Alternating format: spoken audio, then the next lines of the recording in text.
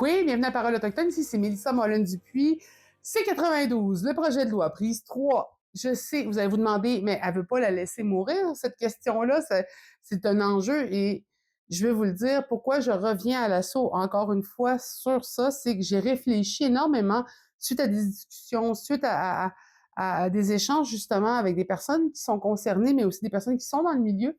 Et moi aussi, avec mes a priori comme femme autochtone, comme citoyenne des Premières Nations, je pensais au fait que, dans la première chronique, j'expliquais justement, le fédéral, le provincial, la lutte justement des droits de décider dans les compétences dans lesquelles le fédéral et le provincial. Pourquoi justement le projet de loi C92 était une compétence fédérale, touchait justement des enjeux autochtones.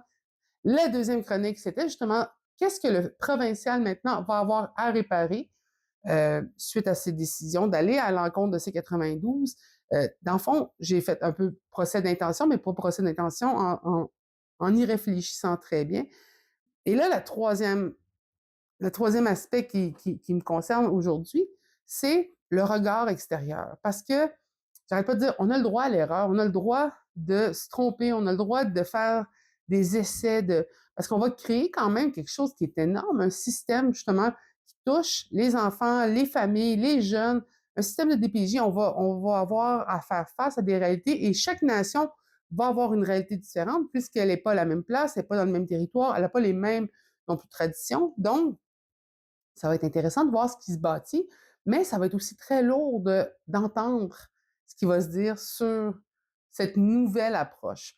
Pourquoi je dis ça? C'est que par le passé, pour en avoir reçu, pour en avoir entendu, pour que d'autres aussi personnes autour de moi aient entendu et aient reçu ce genre de commentaires-là, sans nous autres, vous seriez pas civilisés. Tu sais, genre, c'était mieux, ça serait mieux, hey, ça serait mieux même si vous étiez resté sous la tutelle. Tu sais, au moins, vous seriez comme tous les Canadiens, vous seriez normal. Tu sais, tout ça, là, c'est des enjeux. Je sais, c'est extrême comme réflexion.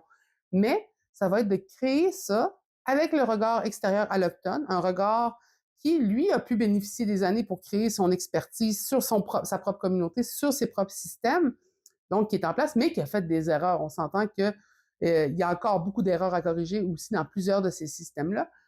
Alors, on va avancer avec probablement de l'appui, des personnes avec qui on a quand même travaillé pendant des décennies, peut-être même aussi un petit peu on vous l'avait dit que ce serait pas facile, mais je pense qu'il faut aussi comprendre qu'on est en train de reprendre là où on nous a interrompus. On est en train de pouvoir choisir pour nous-mêmes, un peu comme un ado qui va partir du nid, va faire des erreurs en allant dans son premier appartement.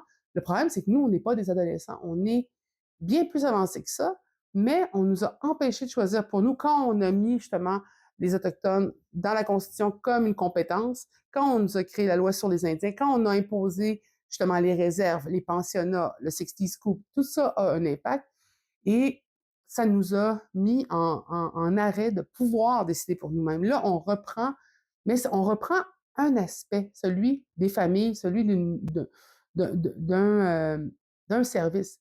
Et il y a plein d'autres aspects qui n'ont pas encore la chance d'avoir cette approche-là. Donc, on va construire quelque chose qui se guérit à travers quelque chose qui est encore problématique.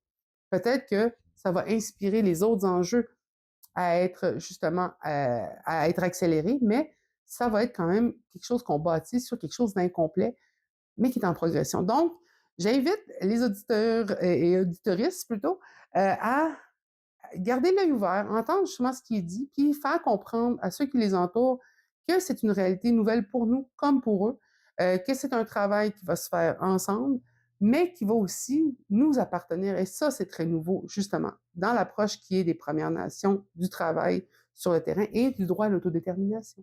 Donc, je vais vous laisser tranquille pour l'instant avec ces 92. C'est ce que je voulais dire pour compléter la boucle.